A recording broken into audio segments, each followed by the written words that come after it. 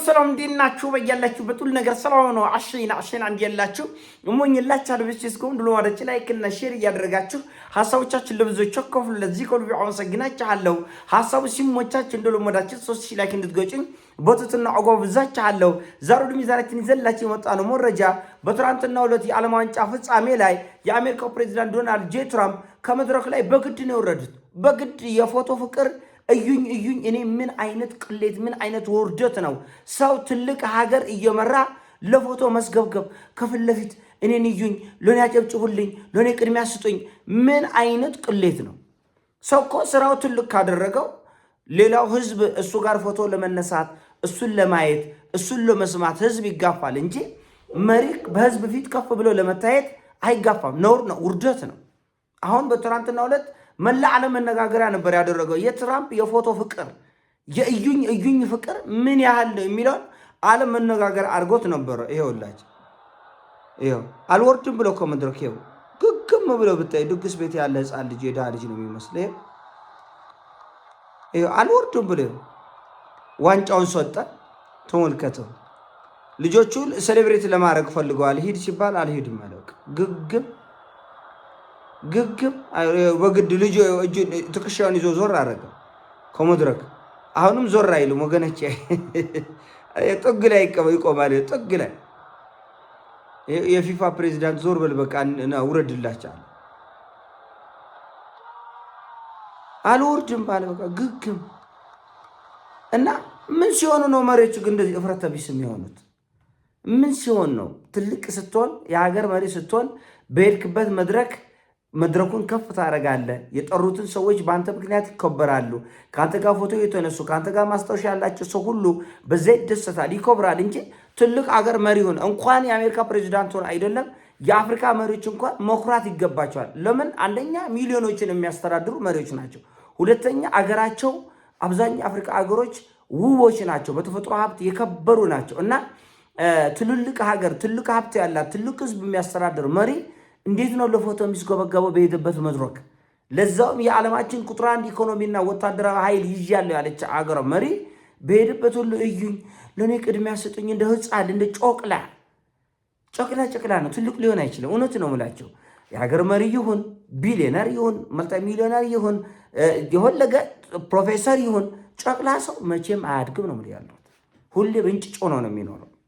ለፎቶ ሲጋፋ አሜሪካን የሚያክል መሪ ሀገር የሚያስተዳድር ሰው ለፎቶ ሲጋፋ ያሳፍራቸዋል። እና እኔ በግሌ በጣም የጎረመኝ ነገር ነው። በእርግጥ ሰውየው ድንዙዝ እንደሆነ በተደጋጋሚ ነግራቸዋል። ጥሬ ጮቅላ እንጭጭ እንደሆነ በተደጋጋሚ ነግራቸዋል። ግን ባገኘው መድረክ ራስን ከፍ ለማድረግ ነው እንጂ ዝቅ ለማድረግ አትሰራም። ሆን ብሎ ራሱን ለማዋረድ ነው የሚመስለው። ሆን ብሎ ራሱን ለማቅለል ለማዋረድ ነው የሚመስለው። እና ይሄ በጣም የሚያስደንቅ የሚያስጎርም ጉዳይ ነው። እኔ በጣም የጎረመኝ ነው። በነገራችን ላይ በትናንትናው ዕለት በተደረገው የዓለም ዋንጫ ፍጻሜ ላይ ለመጀመሪያ ጊዜ ነው ከአርጀንቲና በተቃራኒ ሆኜ የተሰለፍኩት። አርጀንቲናን በሊዮኔል ሜሲ ልዩ ብቃትና ችሎታ ምክንያት ልዩ ፍቅር ነበር ለአርጀንቲና ልዩ ፍቅር። ነገር ግን አርጀንቲናዎች በጋዛ ጭፍጨፋ ላይ በኢራን ውድመት ላይ በተለያየ ዓለም ላይ በሚደርሱ የአውሮፓና የአሜሪካን ግፎች ላይ አለቅላቂ ሆነው በመገኘታቸው አለቅላቂ መሆን ብቻ አይደለም፣ ይህን የመሪዎቻቸውን አለቅላቂነት ወደ እግር ኳሱ በማምጣት ፖለቲካ ሊሰሩበት በመፈለጋቸው ምክንያት ምንም እንኳን መሲን በወደው የአርጀንቲናን አሸናፊነት አልፈለግኩትም። ስፔኖች ለጋዛ ህዝብ ድምፅ የሆኑ ለተጨቆኑ ያገዙ የረዱ የደገፉ በመሆናቸው ለስፔን ለየት ያለ ጠለቅ ያለ ፍቅርና አክብሮት አሳይቻለሁ። በዚህም በጣም ነው ደስ ያለኝ እና እነሱ ጉዳዩን ፖለቲሳይዝ ለማድረግ ነው የሞከሩት። በአሜሪካን በኩል በእስራኤልም በኩል በአውሮፓውያን በኩል ከኳስ ይልቅ ወደ ፖለቲካው ነው ያዘነበሉት። እና እነሱ ወደ ፖለቲካ ሲወስዱት አንተም ወደ ፖለቲካ መጠምዘዝ ግዴታ ነው። ሲጀመር አርጀንቲና በጥቁሮች ጉዳይ ላይ ያላት እጅግ በጣም ጸያፍ አካሄድ የሚያስነቅፋት ነው። የሚያስወድሳት የሚያስደግፋት ሳይሆን ለምን እንደዚህ አይነት ሰዎች ጥቁሩን እየጠላ ዳን እየጠላ ሌላውን ሃይማኖት ሌላውን ማንነት እየጠላ አንተ ኳስ ስለቻልክ ወይም ደግሞ በኳስ መድረክ ከፍ ስላልክ ብቻ ለአንተ ሽፋን መስጠት ማለት ራሱ አንተ ያስከውን እኩይ ዓላማ መደገፉ ነው የሚቆጠረው። ስለዚህ እኔ ሜሲን እጅግ በጣም የምወደው በጣም ማከብረው ተጫዋች ነው። ነገር ግን ከሱ ጀርባ ያለው የሀገሪቱ እና የህዝቦቹ ጥቁርን በአደባባይ ነው ሲሰድቡ የነበሩት። በአደባባይ ሲያንጓጥጡ ነበር እና በመድረኮች ላይ ሰውን እንደ ዝንጀሮ አድርገው ሲሳደቡ ነበር። ይሄ በጣም ጽዩፍ ነው።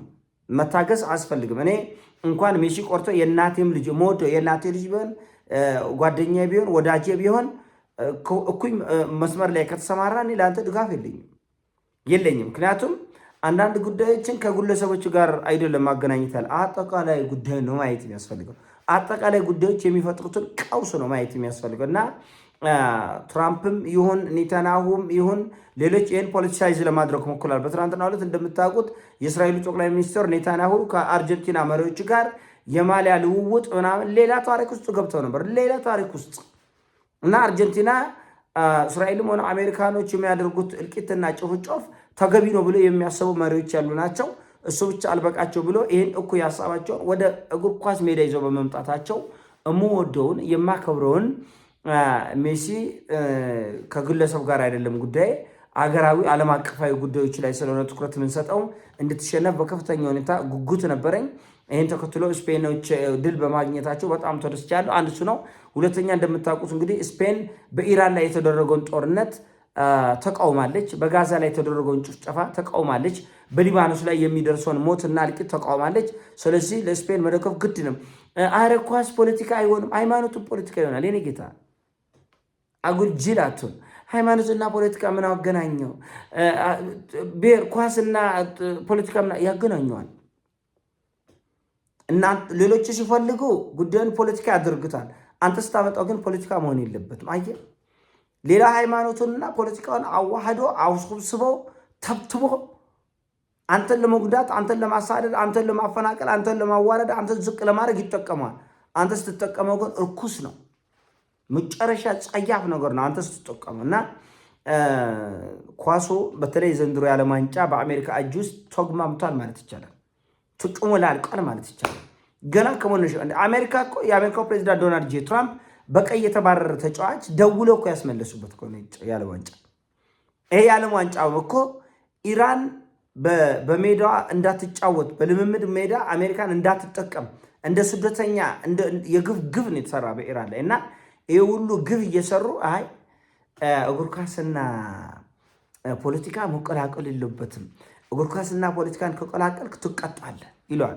ይቀጠዋል፣ አንተ ስትቀበረዋል።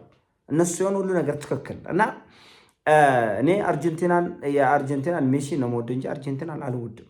ለአንድ ለሜሲ ሲባል ግን በዶች ላይ የሚደረግ ግፍ፣ በዶች ላይ የሚደረግ ደም ማፍሰስ ሽፋን እንዲያገኝ ደግሞ አልፈልግም እና አንድም ጨዋታውን ብቁ አይደለችም። አርጀንቲና ጥሩ ተጫዋታ መታለች። አንዳንድ ጨዋታዎቿ ጥሩ ነበረ። እውነቱ ለመነጋገር እኔ ረጅም ሰዓት ኳስ የማየት ጊዜውም የለኝ።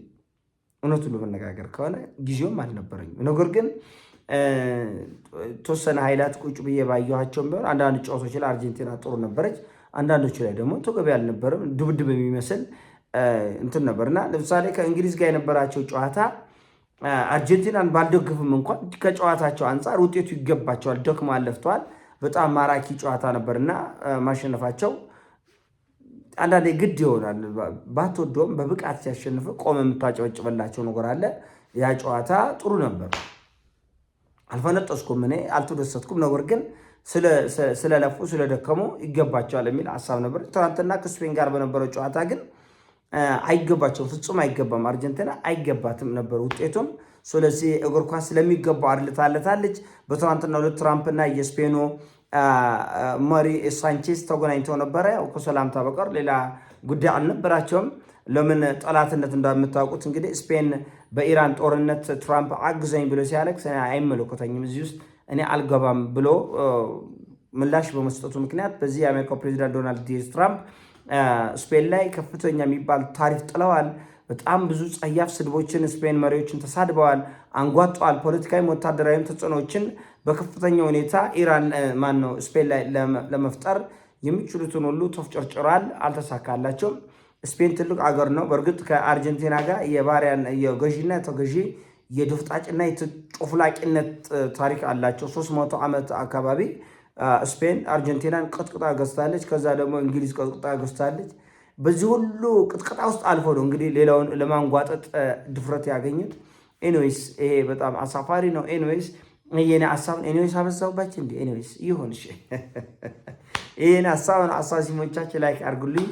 እወዳችኋለሁ። ፒስ